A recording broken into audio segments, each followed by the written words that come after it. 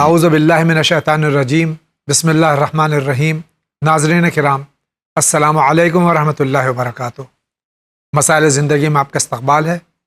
آج ہمارے اسٹوڈیو میں مہمان حجت الاسلام جناب مولانا وسیع حسن خان صاحب. ہم ان کا استقبال کرتے ہیں اور آج کا یہ ایپیسوڈ بغیر کسی تاخیر کے شروع کرتے ہیں. آغا السلام علیکم ورحمۃ اللہ. وعلیکم السلام ورحمۃ اللہ. انشاءاللہ مزاج بخیر آغا. الحمدللہ رب العالمین. اجازت ہو تو ایپیسوڈ شروع کرتے ہیں اور دیکھتے ہیں سب سے پہلے سوال کہاں سے ہے یہ. السلام علیکم، میرا نام محمد عادل زیدی ہے، میں علی گڑھ یو پی سے بول رہا ہوں. میرا سوال یہ ہے کہ میرے والد ابھی اسی سال ریٹائر ہوئے ہیں، تو میں یہ جاننا چاہتا ہوں کہ گھر میں سے تو لڑکے اور لڑکیوں کا دونوں کا حق برابر ہوتا ہے، شاید مجھے اس مسئلے میں جانکاری نہیں ہے، تو میں یہ جاننا چاہتا ہوں کہ فادر جو ریٹائر ہوئے ہیں ان کے فنڈ کے پیسے میں اور پینشن میں بھی کیا لڑکیوں کا حق ہوتا ہے، اور اس مسائل میں ذرا تفصیل سے بیان کریں کہ کتنا پیسے میں گھر میں کتنا کس کا حق ہوتا ہے. میرے فادر جبکہ ابھی باحیات ہیں، یا پھر ان کے اوپر ایسا چھوڑا جا سکتا ہے کہ وہ اپنی مرضی سے جسے جتنا دینا چاہیں اس میں ہی رہنا چاہیے. السلام علیکم. السلام علیکم، میں بنگلور سے بات کر رہا ہوں. یہ پراپرٹی کے مسئلے میں اسلام کے حساب سے بیٹے کو آتی. خدا حافظ. یہ دو سوالات ہیں، میں تقریباً ایک جیسے ہیں، لیکن پہلے سوال میں ایک شق ہے کہ وہ خود سوال کے اندر جواب موجود ہے کہ والد حیات ہیں اور ابھی یعنی حیات ہیں، اس میں جو ہے وہ بیٹی کا اور بیٹے کا حق کہا جا رہا ہے. دوسرے سوال میں یہ ہے جو واضح ہے کہ میراث میں لڑکی کا کیا حق ہے اور لڑکے کا کیا حق ہے. اعوذ باللہ من الشیطان الرجیم بسم اللہ الرحمن الرحیم الحمدللہ صلی اللہ علی رسول اللہ وآلہ الطاہرین. جو ہمارے دونوں بھائیوں کا سوال تھا، دیکھیے حق جو ہے مرنے کے بعد، میراث کا تعلق مرنے کے بعد ہے. والد جب تک حیات ہیں تب تک اولاد یہ نہیں کہہ سکتی کہ صاحب میرا اتنا اور میری بہن کا اتنا یا میرے بھائی کا اتنا. وہ باپ کے اوپر ہے، وہ دینا چاہے دے دے، لیکن حق نہیں بنتا ہے. میراث کا تعلق انسان کے مرنے کے بعد ہے. وہ ریٹائر ہو گئے ہیں، ان کا سارا پیسہ ان کا ہے، وہ چاہے اپنے اوپر خرچ کریں، حج کریں، زیارت کریں، کسی کو بخش دیں، ہبا کر دیں، وہ ان کی مرضی ہے. اولاد کو ان سے مطالبے کا حق نہیں ہے. دوسرے بھائی کا جو سوال تھا کہ لڑکی کا کتنا لڑکے کا کتنا، تو قرآن میں اس کے لیے صاف آیت موجود ہے، للذکر مثل حظ الانثیین. جی بے شک، کہ بیٹے کو دوہرا اور بیٹی کو اکہرا ملے گا. بہت بہت شکریہ.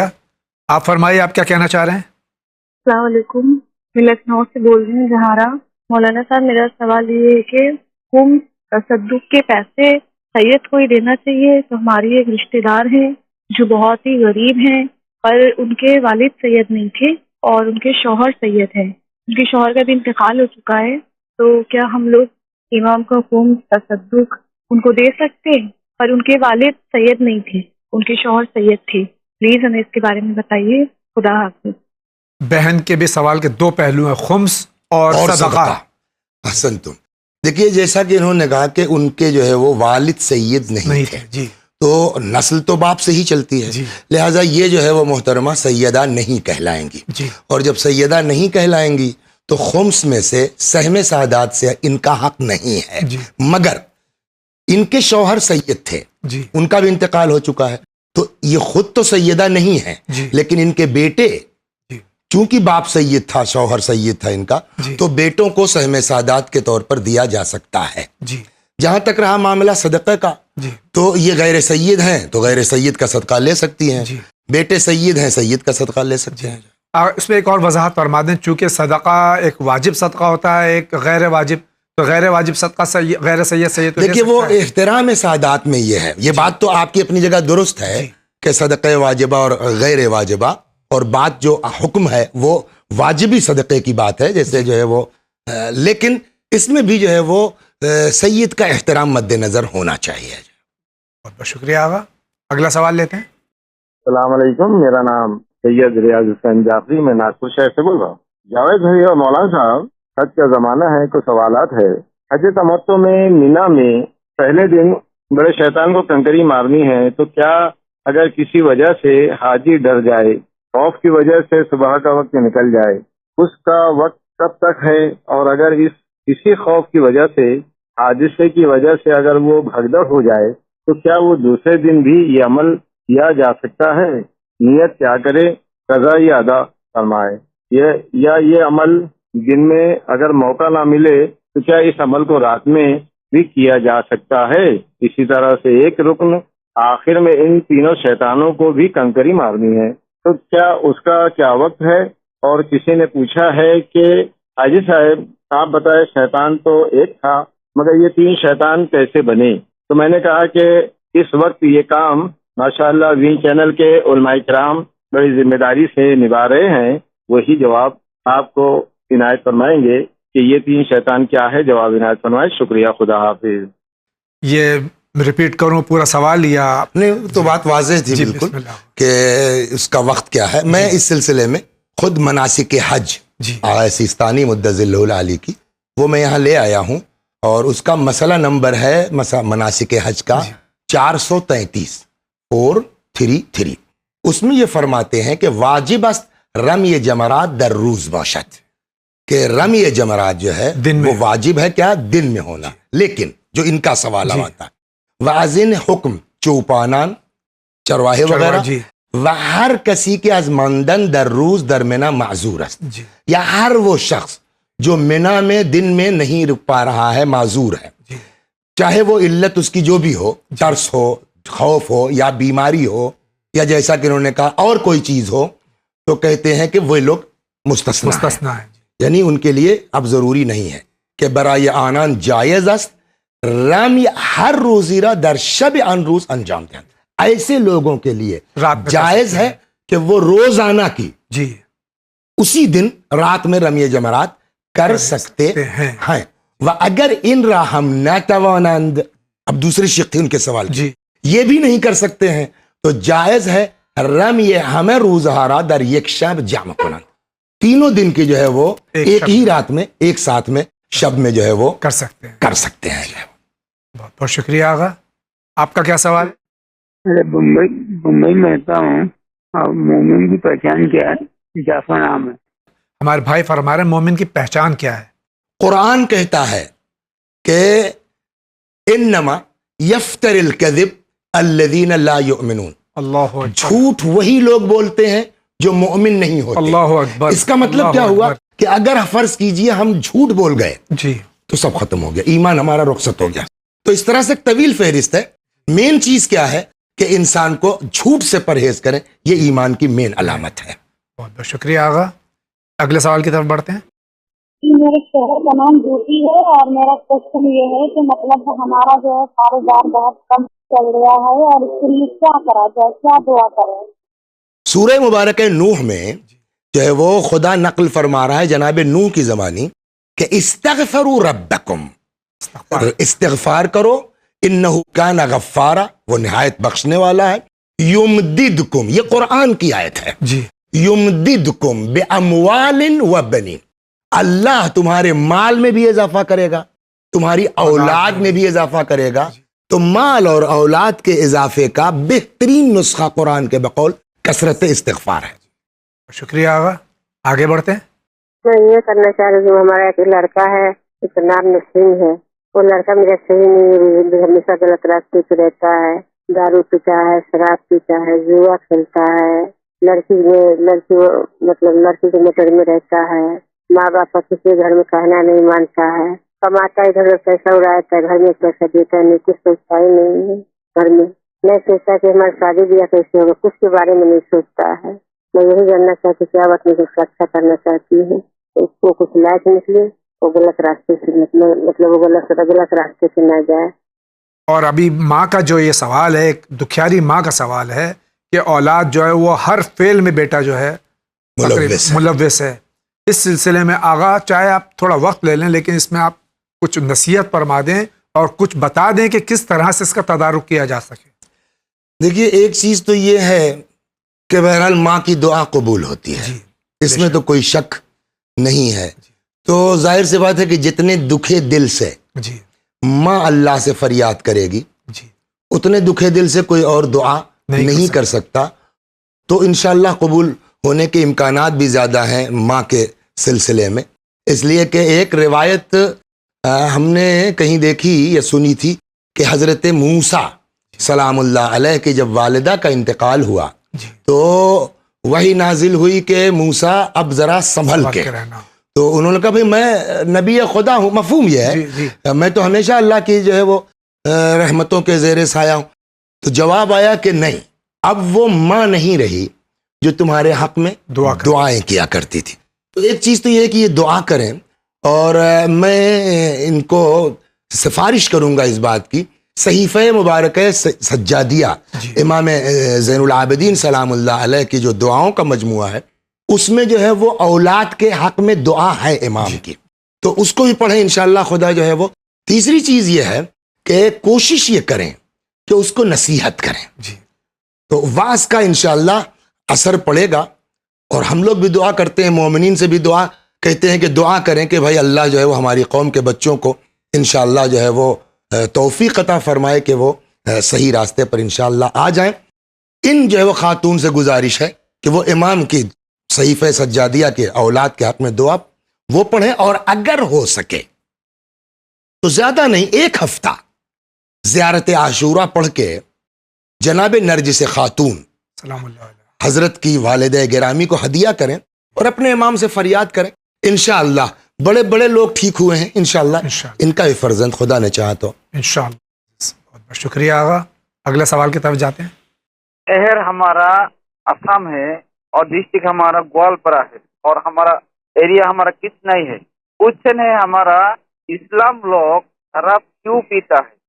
ہمارے بھائی کا سوال ہے کہ مسلمان شراب کیوں پیتا ہے جبکہ قرآن نے صاف صاف کہا ہے جی یسألونک عن الخمر والمیسر قل فیہما اثم کبیر، بے شک کہ زبردست گناہ ہے. آپ کہہ دیے بہت بڑا گناہ ہے. جی لیکن ظاہر سی بات ہے کہ جو ہے وہ کیوں پینے کا جہاں تک سوال ہے تو آدمی کا اپنا شخصی مسئلہ ہے، لیکن اس میں کہیں نہ کہیں ہم لوگ بھی ذمہ دار ہیں کہ جو ہے وہ صحیح ڈھنگ سے شاید تبلیغ نہیں ہو پا رہی ہے کہ شراب کی حرمت کتنی ہے اسلام میں، وہ شاید اس تک نہیں پہنچی ہوگی اس بنا پر.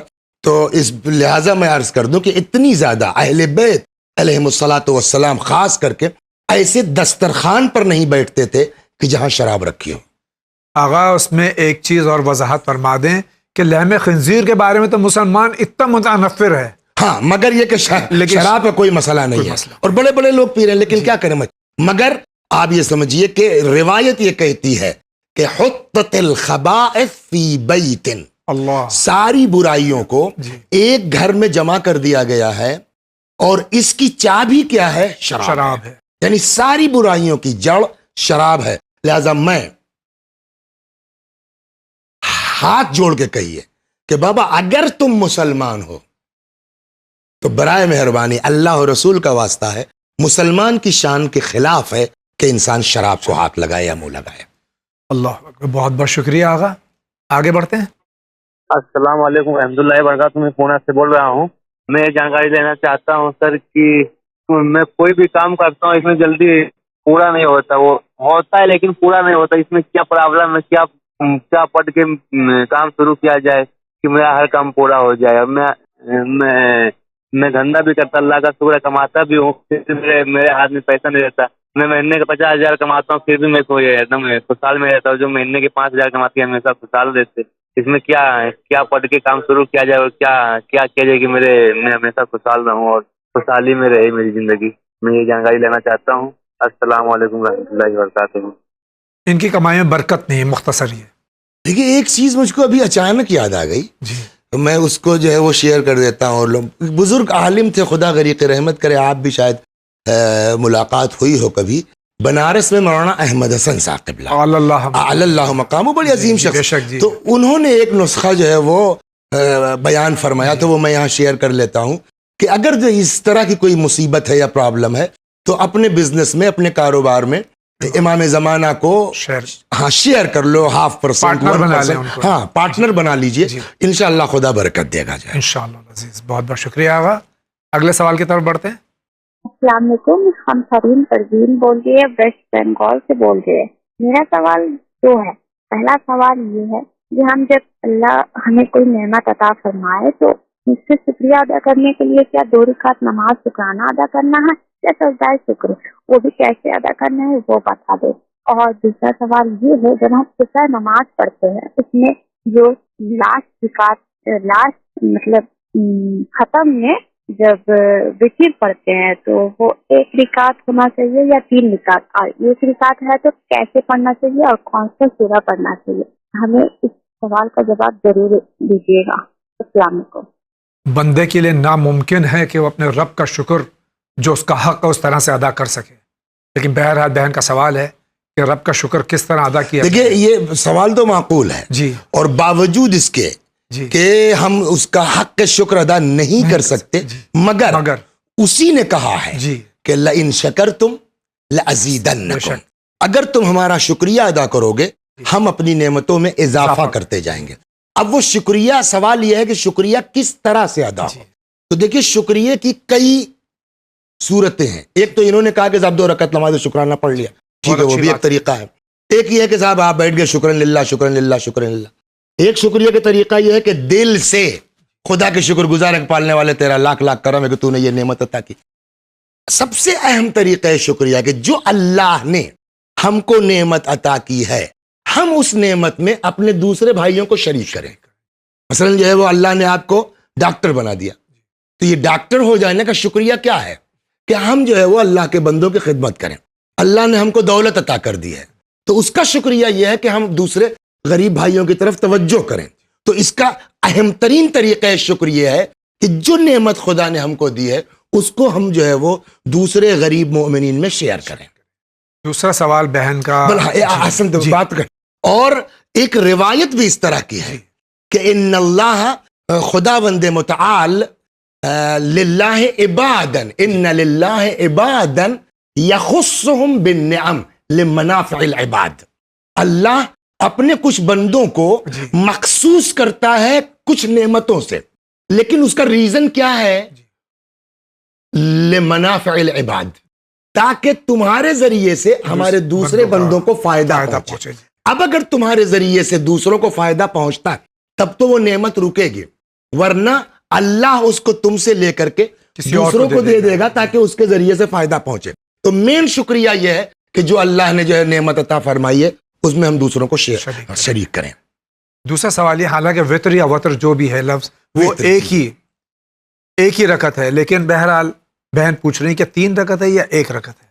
नहीं देखिए ये जो इश्तिबाह है ना जी, वो 8 रकत नमाज शब है 2-2 रकत करके, उसके बाद बचती है 3 रकत, लेकिन वो 3 रकत 2 नाम से है जी, जिसमें पहले 2 रकत होगी नमाज शाफ़अ के नाम से, फे साकिन होगा शफा नहीं, नमाज शाफ़अ जी, और 1 रकत होगी नमाज वित्र के नाम से। नमाज वित्र शाफ़अ 2 रकत होने के बावजूद कुनूत नहीं है, वित्र अकेली होने के बावजूद उसमें कुनूत है, और उस कुनूत में हमको इख्तियार है कम ज्यादा करने का। 40 मोमिनीन के लिए जिंदा मुर्दा दुआ करें, और भी कोई दुआएं पढ़ सकते हैं, उसको तुलानी भी कर सकते हैं, मुख्तसर भी कर सकते हैं। बहुत बहुत शुक्रिया, आगे बढ़ते हैं। वालेकुम जावेद साहब, मेरा नाम हसन मुस्तफा है, अबरोहा से बोल रहा हूँ। भाई मुझे कुछ सवाल करते हैं, वो सवाल अजीब गरीब मेरे दिमाग में आया है। मैं अभी शाम गया था, शाम में मैंने जाके देखा कि यहाँ हम लोग या फकीर में जनाब सकीना का जिक्र करते हैं। वो तो एक जवान लड़की हुई, इमाम हुसैन अलैहिस्सलाम की, और उनकी शादी भी हुई है, और उनका वहाँ पर मजार भी मौजूद है, और जिन्हें हम जनाब सकीना कहते हैं वो सकीना नहीं बल्कि रुकैया है। तो ये बताइए इसमें कौन सी बात सच है और हम किसे माने? तारीख के लिए अगर सजात है तो हमें कौन सी तारीख माननी चाहिए? इनका नाम जनाब सकीना है या जनाब रुकैया है? दूसरी बात यह है कि वहाँ पर मुझे पता लगा और लिखा भी भेजे कि शराब 14 के सदर जो है वो सभी उसमें सफद है, सिवाय हजरत इमाम हुसैन अलैहिस्सलाम का सब जो है करबला मोहल्ला गया है। जब से यहाँ से मेंबरों से जाकरी जो बयान करते हैं वो ये बयान करते हैं कि चौथे इमाम सब पढ़ लेकर करबला मोहल्ला आए थे। कौन सी बात सच है, क्या सच है, और हमें क्या मानना चाहिए? ये जरा अजीब गरीब फसाद है तारीख में। कम से कम हमें सही तारीख से मालूम होनी चाहिए, क्या तारीख सही है, कौन सी बात पर हम अमल करें और कौन सी बात पर हम अमल ना करें, जरा बता दीजिए। रहमत करे। यकीनन सरकार सैयद शुहदा इमाम हुसैन अलैहिस्सलाम के जितने फर्जंद थे सबका नाम अली था और जितनी बेटियां थी सबका नाम फातिमा था।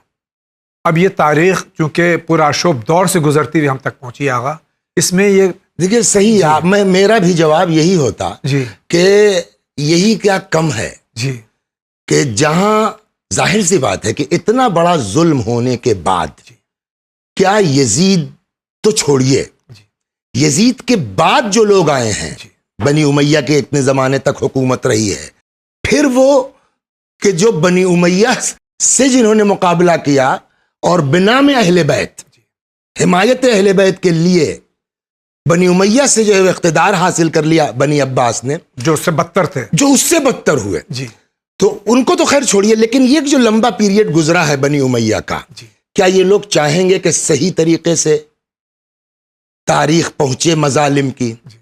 उसके बावजूद अल्लाह का शुक्र है कि कहीं कहीं मौका मिल गया, किसी रावी ने किसी इमाम से कोई बात पूछ ली, वो हम तक छन के आ गई।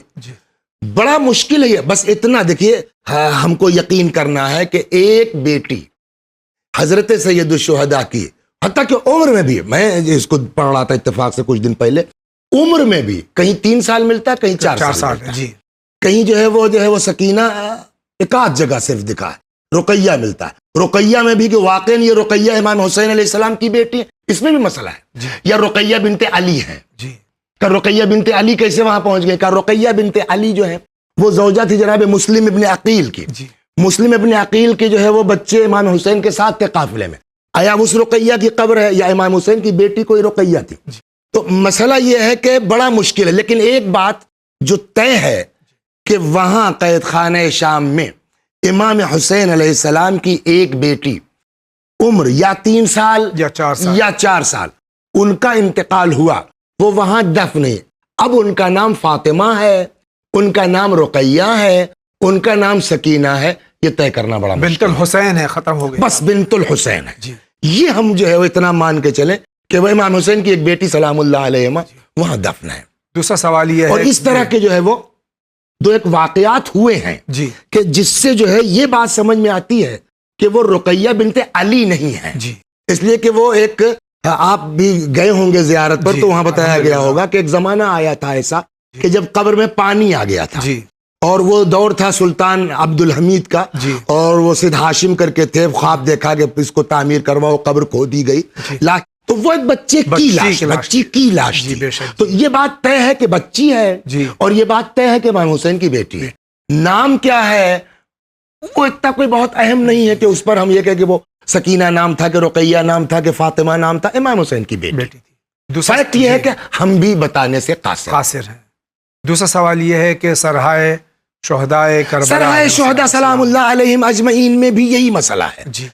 अभी तो आप ये कह रहे ना करबला, आप मिस्र चले जाइए, मस्जिद रासुल हुसैन मौजूद है, आज भी मस्जिदुल हुसैन रासुल हुसैन ज़ैनब मौजूद है वहाँ। या जो है वो आप जाते होंगे जियारत पर नजफ अशरफ में जी, कि यहाँ जियारत पढ़ो जो सर इमाम हुसैन अलैहिस्सलाम की, तो वो भी जो है वो एक बिल्कुल कॉन्फिडेंस के साथ, तो बड़ा मुश्किल है, लेकिन शोहरत यही है कि इमाम हुसैन अलैहिस्सलाम, इमाम ज़ैनुल आबिदीन अलैहिस्सलाम एजाज के जरिए सरहाए शुहदा को ले आए, समझ गया, और उन्होंने जो है वो वहीं करबला में जिस्म के साथ दफन किया है।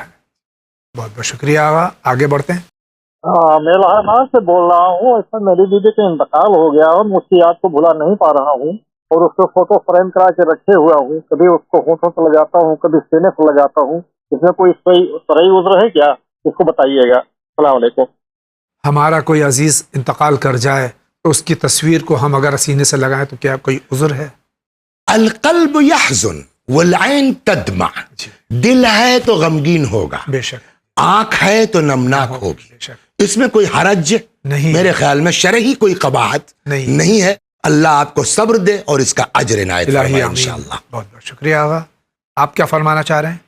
अस्सलाम वालेकुम, मैं बदरुल हसन दिल्ली मुस्ताबाद से बोल रहा हूँ। मेरा पहला सवाल ये है, क्या मैं अपनी कज़ा नवाजें जो खाना काबा में मैंने पढ़ी हैं, कज़ा नवाजें, क्या वो पूरी हो जाएंगी या मुझे दोबारा पढ़नी पड़ेंगी? दूसरा सवाल ये है कि नमाज वहशत कब्र, उसमें आतल कुर्सी का याद होना जरूरी है या दूसरा सूरा पढ़ सकते हैं? السلام علیکم ورحمۃ اللہ وبرکاتہ. پہلے تو آغا میں نے کئی ایپیسوڈ میں یہ علماء سے درخواست کی ہے کہ سلام کا صحیح طریقہ کیا ہے. السلام علیکم کیا صحیح ہے؟ نہیں، ہاں پہلے اس پہ واقعاً گفتگو ہو جائے کہ کیا کہنا چاہیے. جی تو اول تو قانون جو ہے وہ عربی لٹریچر کا یہ ہے کہ الف لام اگر کلمے کے شروع میں ہے، یہ نوٹ رکھیں، الف لام اگر شروع میں ہے تو آخر میں تنوین نہیں آ سکتی. یہ قانون ہے. اگر اس کہا نا الف لام تو لام سائلنٹ ہو جائے گا. تو السلام علیکم ہوگا. السلام علیکم غلط، یہ رانگ ہے، بالکل کلیئر. دوسری بات یہ ہے کہ بہتر یہ ہے کہ السلام علیکم صحیح ہے، جی بٹ السلام علیکم سے بہتر سلام علیکم ہے. کیوں؟ اس لیے کہ سلام علیکم قرآن میں استعمال ہوا ہے. تو ہم جب سلام علیکم کہیں گے تو اس سے دوہرا فائدہ ہے. ایک تو یہ کہ سلام بھی کر رہے ہیں، ایک آیت کی تلاوت ہو گئی ہے. سوال یہ تھا کہ میں نے جو قضا نمازیں خانہ کعبہ میں پڑھی ہیں تو ٹھیک ہے، خانہ کا آدمی جاتا وہاں عبادت ہی کے لیے ہے، تو جتنا ہو سکے وہاں تلاوت کرے، جتنا ہو سکے وہاں کیا کہتے ہیں آدمی عبادت کرے، اپنی قضا نمازیں پڑھے. تو ٹھیک ہے، وہاں پڑھی تو اور اچھی بات ہے، اللہ قبول کرے اس کی. دوسرا سوال جو ان کا تھا نماز وحشت، نماز وحشت ہے، آیت الکرسی. دیکھیے اس طرح کے جتنی چیزیں، یہ ایک قانون کلی ہمارے استاد نے ایک بار نقل کیا، یہ جو اس طرح کے مخصوص سورے وغیرہ ہیں وہ اس عمل کے کمال کے لیے ہیں کہ آپ اگر واقعی پورے ڈھنگ سے پڑھنا چاہتے ہیں تو آیت الکرسی پڑھیں اور دوسری رکعت میں انا انزلنا پڑھیں. لیکن اگر کسی کو یاد نہیں ہے تو کوئی ضروری نہیں ہے، آیت الکرسی کی جگہ کوئی سورہ پڑھا جا سکتا ہے. اور یہ جنرل مستحبات میں یا جو اس طرح کے اعمال ہیں اس میں یہ جنرل حکم ہے. مثلا کہیں ہے کہ صاحب قل اعوذ برب الفلق پڑھیے یا جو ہے وہ فلاں سورہ پڑھیے، نہیں یاد ہے تو اس کی جگہ دوسرا سورہ پڑھا جا سکتا ہے، اگرچہ جو کہا گیا اس کو پڑھنا سبب کمال ہے. بہت بہت شکریہ آغا. اگلا سوال لیتے ہیں. میں لڑکی سے سسٹر بول رہی ہوں. میرا سوال یہ ہے کہ ہماری جو قضا نمازیں ہیں تو کیا ہم اس کو پہلے پڑھیں یا واجب نماز کے بعد پڑھیں؟ اچھا، خدا حافظ. قضا نماز اچھا سوال ہے، بہت معقول سوال ہے کہ نماز قضا ہو گئی ہے اور اب ہم کو آج کی بھی پڑھنا ہے اور قضا والی بھی پڑھنا ہے. تو اس میں دیکھیے اگر اول وقت ہے، مثلا جو ہے زوال یا مغرب کا وقت آ گیا ہے اور اول وقت ہے، تو نماز کا اول وقت پڑھنا فضیلت رکھتا ہے. تو آپ پہلے اپنی جو ہے وہ آج والی اول وقت میں پڑھ لیں، وہ تو قضا ہو چکی ہے، اس کو اس کے بعد پڑھ لیجئے گا. لیکن اگر اول وقت نہیں ہے، ابھی وقت داخل نہیں ہوا ہے یا وقت داخل نہیں ہوا ہے یا وقت اول وقت نکل چکا ہے، تو ہم کو کیا کرنا چاہیے؟ پہلے قضا پڑھ لیں. اس لیے کہ اگر خدا نخواستہ مر گئے تو وہ قضا تو ہماری ادا رہے، ابھی تو ٹائم تھا، پڑھتے اگر زندہ رہتے تو. لیکن اگر اول وقت ہے تو بہتر ہے کہ پہلے اول وقت والی نماز ادا کر لیں، اس کے بعد قضا پڑھیں. بہت بہت شکریہ. آپ فرمائیے. السلام علیکم. میں سوال کرنا چاہتا ہوں کہ جیسے شنیچر کے دن رسول خدا کے نام سے ہدیہ نماز پڑھا جاتا ہے 2 رکعت، پھر سنڈے کے دن مولا امیر المومنین بھی فاطمہ زہرا سلام اللہ علیہ، پھر امام حسن امام حسین کا، پھر چوتھے امام سے لے کے 6 امام تک، پھر 7ویں امام سے لے کر 10ویں امام تک، پھر آخری امام کا پڑھا جاتا ہے. صحیح ٹائم کیا ہے؟ عصر کے بعد، ظہر کے بعد، عشاء کے بعد، مغرب کے بعد، زوال سے پہلے، زوال کے بعد، وقت مقرر صحیح بتائیں. السلام علیکم. یہ ہفتے کا ہر روز جو ہے معصومین سے منسوب ہے. اس میں جو ان کی زیارت پڑھی جاتی ہے اس کا وقت کوئی مخصوص وقت ہے کیا؟ کوئی مخصوص وقت تو نہیں ہے، لیکن بہتر ہے کہ صبح جو ہے وہ پہلا کام یہی کر لے آدمی نماز کے بعد. شکریہ. اگلا سوال. میرا نام زہرا ہے، میں دہلی سے بول رہی ہوں. میرا سوال یہ ہے کہ آج کل ایک اسٹوری آ رہی ہے کہ حضرت مختار علیہ السلام نے جو اہل بیت کے لیے کیا تھا، لڑائی لڑی تھی، وہ انہوں نے اہل بیت کے لیے نہیں لی تھی، وہ انہوں نے اپنی پاور پوزیشن کے لیے لی تھی. اور یہ بات کافی سوشل نیٹ ورکنگ سائٹ پہ وائرل ہو رہی ہے. یہ کہاں تک صحیح ہے، غلط ہے؟ تو یہ چیز کیوں سامنے نہیں ہے، اور غلط چیز ہے ان کے بارے میں کیوں پھر یہ سرکولیٹ ہو رہا ہے، یہ مجھے جاننا ہے. شکریہ. آغا میں تھوڑا وقت چاہوں گا کہ یہ جو سیریل ہے مختار نامہ، یہ رہبر معظم حضرت آیت اللہ العظمیٰ سید علی الحسینی خامنائی حفظ اللہ تعالی کے زیر نگرانی علماء کرام کی جماعت موجود ہے وہاں، جس کی زیر نگرانی یہ سیریل بنی ہے، جس میں حضرت مختار سقفی کو حق بجانب بتایا گیا ہے، اور انہوں نے اہل بیت علیہ الصلوۃ والسلام کے سلسلے میں جو کاوش کی اور جستجو کی ہے، اور اس کے بعد شہادت ان کی ہوئی ہے. لیکن اب بہن کا یہ کہنا ہے کہ کچھ افراد ایسے ہیں جو اس کے برخلاف بات کر رہے ہیں، تو صحیح کیا ہے؟ دیکھیے، میں ذرا سا آپ سے ہٹ کے جواب دینا چاہوں گا. وہ تو اپنی جگہ ہے جی، کہ جو آپ نے فرمایا بالکل فیکٹ ہے کہ وہ ایک گروہ تھا پورا پڑھے لکھے افراد کا، علماء کا، جنہوں نے تحقیق کے ساتھ جی اس کی اسکرپٹ تیار کی ہے جی، تاریخ کے آئینے میں، تاریخ کی روشنی میں، اور وہ سب پڑھے لکھے علماء لوگ تھے.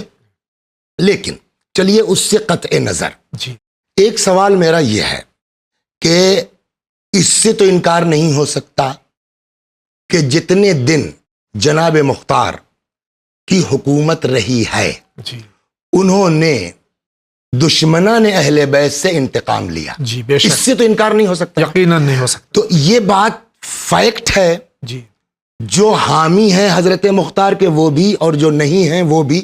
اس سے انکار کوئی نہیں کر سکتا کہ انہوں نے امام حسین سلام اللہ علیہ کے خون کا بدلہ لیا، جی اور یہ سب کتابوں میں موجود ہے. اب رہی بات یہ کہ کیوں لیا، جی اس کو زینہ بنایا اپنی حکومت بنانے کے لیے، یا واقعی عشق اہل بیت میں؟ یہ تو دل کی بات ہے نا، بے شک. جی وہ تو نیت کی بات ہے نا. یقیناً. تو جو لوگ اس بات کو کہہ رہے ہیں، جی یہ ان کو ثابت کرنا پڑے گا کہ مختار کی دل کی بات کا اندازہ ان کو کیسے ہوا.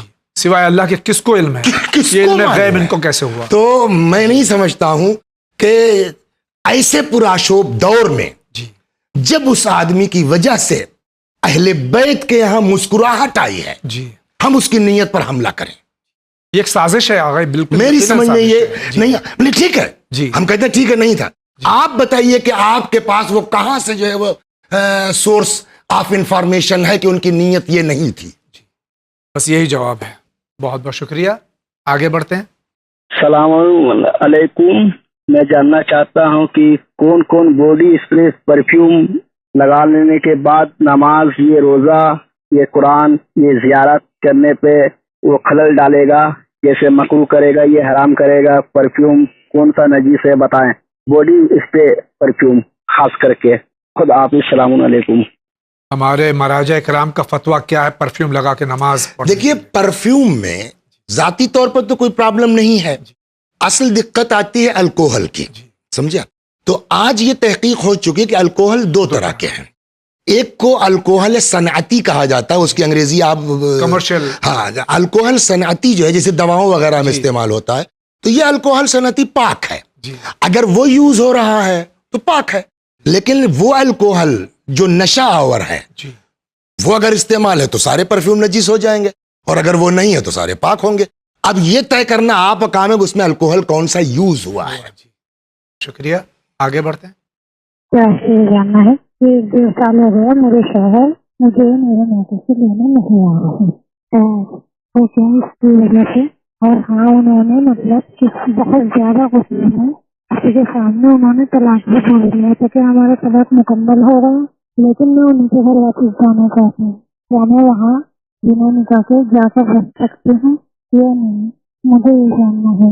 میں بچے سے اور ان سے بہت پیار کرتی ہوں، لیکن وہ اس بات کو نہیں سمجھ رہے ہیں. آپ بھی میرے سوال کا جواب دے دیجیے. مجھے وہاں جانا چاہیے یا نہیں، یا ہمارا نکاح ٹوٹ گیا ہے یا نہیں؟ میں وہاں بنا نکاح کے جا کر رہ سکتی ہوں یا نہیں؟ اللہ حافظ. ان کا جو میں سن پایا ہوں جی کہ شاید کچھ اختلاف ہوا ہوگا، غصے انہوں نے. غصے میں طلاق. دیکھیے، ہمارے یہاں جو ہے جی فقہ اہل بیت میں جی اتنا آسان نہیں ہے طلاق.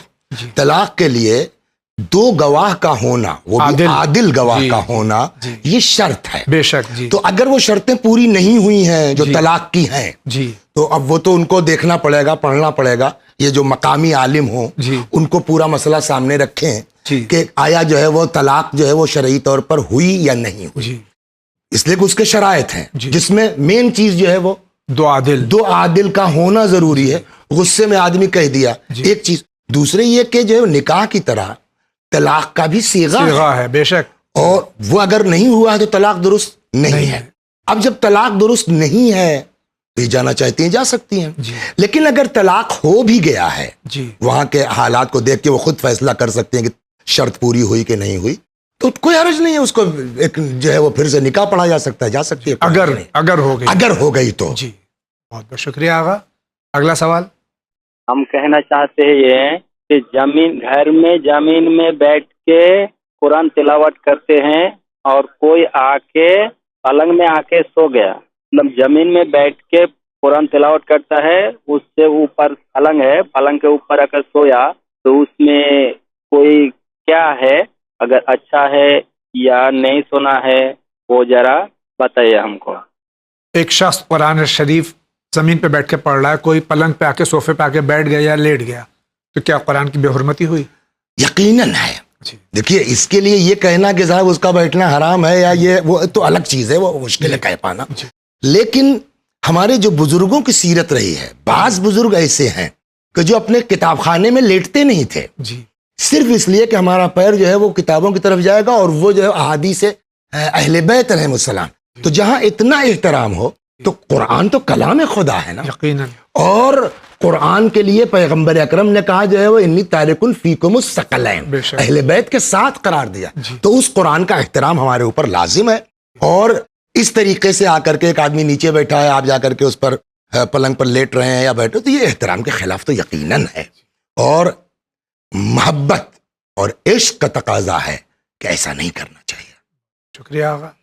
آپ کا کیا سوال ہے؟ میرا نام کانتا ہے، بنگلور سے بات کر رہا ہوں۔ ہمارے گھر میں کیا ہے، پیسے بیرو میں رکھتے ہی دوسرے دن دیکھے تو پیسے آدھے ہو جاتے ہیں، کم ہو جاتے ہیں، اور پیسے ایک بار پورے چلے جاتے ہیں۔ اتنا میرا سوال ہے۔ یہ پیسے رکھتے ہیں تو غالباً کوئی چوری کر لیتا ہے، کوئی اب جو بھی ہوتا ہے اس بارے میں ہم کیا عرض کر سکتے ہیں، یہ آپ احتیاط کیجئے، اپنے لاک اینڈ کی میں رکھیے پیسوں کو، سیف میں رکھیے، اور چابی اپنے پاس رکھیے، ایسی جگہ رکھیے جہاں دسترس دوسرے کی نہ ہو، تو آپ کے پیسے انشاءاللہ غائب نہیں ہوں گے۔ آگا صحیح جواب ہے؟ میرے خیال میں ان کو یہ شک ہے جی، جو کہنا چاہتے ہیں کہ کوئی جن اٹھا لے جاتا ہے یا کوئی ایسا گڑبڑ کرتا ہے، ایسا نہیں وہ میری سمجھ میں تو نہیں آتا۔ اس کو تھوڑا نگرانی اور رکھیں، اور ہو سکے اگر اس قابل ہیں تو وہاں ایک وہ لگا دیں، سی سی ٹی وی کیمرہ، سی سی ٹی وی سمجھ میں آ جائے گا، پتہ چل جائے گا آپ کو انشاءاللہ۔ آگے بڑھتے ہیں۔ السلام علیکم، میں ممبئی جوگشری سے بول رہی ہوں۔ مولانا صاحب اور جاوید بھائی، آپ دونوں کو میرا سلام۔ یہ آپ کا میں یہ چینل ہے نا، ان چینل میں بہت دیکھتی ہوں، مجھے بہت پسند ہے۔ پروردگار عالم اس میں اور دن دگنی رات چگنی ترقی کرے، پنجتن پاک کے صدقے میں آپ سب کی حیات کرے۔ جاوید بھائی، مولانا صاحب، میرا سوال یہ ہے کہ جیسے میں زیارت عاشورہ پڑھتی ہوں تو اس کا حاجت کے لیے تو اس کا کیا صحیح طریقہ ہے، اور کس وقت پڑھنا ہے، اور کتنے دن اس کو عمل کرنا ہے؟ میں اپنے بچے کے نوکری کے لیے پریشان ہوں، سنا ہے زیارت عاشورہ پڑھنے سے بہت ہوتا ہے، تو میں چاہ رہی ہوں کہ آپ مجھے اس سوال کا جواب ضرور دیجیے۔ شکریہ، الحمدللہ۔ یقیناً زیارت عاشورہ کے بے شمار ثواب اور اس کا اجر ہے۔ اب بہن جو ہے ہماری، اجر کے علاوہ جو انہوں نے بات کہی نا، طلب حاجت کے لیے بالکل جو ہے وہ تیر بہدف۔ جی کہتے ہیں کہ عراق میں ایک زمانے میں طاعون پھیل گیا، زبردست طاعون پھیل گیا، پلیگ جس کو، جی تو اس زمانے کے وہ نام اس وقت تو اچانک میرے ذہن میں نہیں ہے، جو شخصیت تھی مراجع میں تھے، تو انہوں نے کہا کہ بھئی اگر میں حکم دوں تو کیا لوگ اس پر عمل کریں گے؟ انہوں نے کہا صاحب آپ مرجع ہیں، آپ حکم دیجئے۔ تو انہوں نے فرمایا کہ 1 ہفتہ 7 روز تک زیارت عاشورہ پڑھیں اور حضرت نرجس خاتون کو ہدیہ کریں اور کہتے ہیں کہ پھر وہ جو ہے وہ طاعون ختم ہوا عراق سے۔ تو اس میں تو کوئی شک نہیں ہے۔ اب یہ کہ جو کتنے دن پڑھنا ہے، تو یہ میں نے 1 ہفتہ بتایا، 40 دن بھی ہے، تو آدمی کی اپنی جو ہے وہ کیپیسٹی کے اوپر ہے کتنے دن پڑھ سکتا، ڈیلی پڑھے بہت اچھی بات ہے۔ جہاں تک رہا وقت کا معاملہ، تو وہ میرے خیال میں یہی جو چاشت کا وقت ہوتا ہے 9-10 بجے کا، یہ بہترین وقت ہے انشاءاللہ۔ بہت بہت شکریہ۔ لیکن یہ یقین جانیے، میں اپنے تجربے پر بھی کہہ رہا ہوں کہ تیر بہدف ہے بے شک انشاءاللہ۔ شکریہ آغا، آگے بڑھتے ہیں۔ السلام علیکم، میں محمد شریف حیدرآباد سے۔ میں ہر روز اپنے کمائی میں سے 10 روپیہ امام میں جمع इमाम ज़मान के ज़ुहूर के लिए अपनी कमाई में से मैं निकालता हूँ, क्या वो पैसे कोई गरीब को दिया जा सकता है? सदका इमाम ज़मान अलैहिस्सलाम किसी गरीब को दिया जा सकता? हाँ, तो जाहिर सी बात है कि इमाम के पास अपना जो होता था, जो और अइम्मा के ज़माने में दिया गया, ये खुद ना खा करके दूसरों में तकसीम करते थे, तो उनके नाम पे जो पैसा निकलेगा वो गुरबा में बिल्कुल दिया जा सकता है। बहुत अच्छी बात है। शुक्रिया। अगला सवाल। अस्सलाम वालेकुम। हम कोलकाता मटेबुज से आफरीन बानो बोल रहे हैं।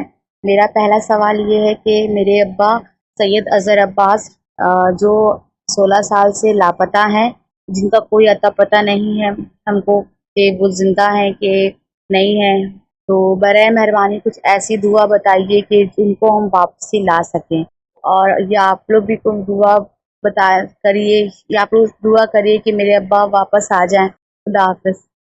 इनके वालिद गुम हो गए हैं। अल्लाह इंशाअल्लाह खुदा करे जो है वो अपने बच्चों में आए। वो इत्तेफाक से भी जो गुफ्तगू चल रही थी ना ज़ियारत आशूरा के सिलसिले, ये बेहतरीन चीज़ है।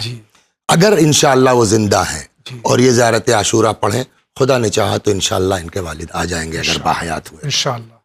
बहुत बहुत शुक्रिया आगा। आपका क्या सवाल है? अस्सलाम वालेकुम, हम परवीन बोल रही है वेस्ट बंगाल से। जावेद अंकल प्लीज हमें मुफस्सिर जनान को किताब चाहिए।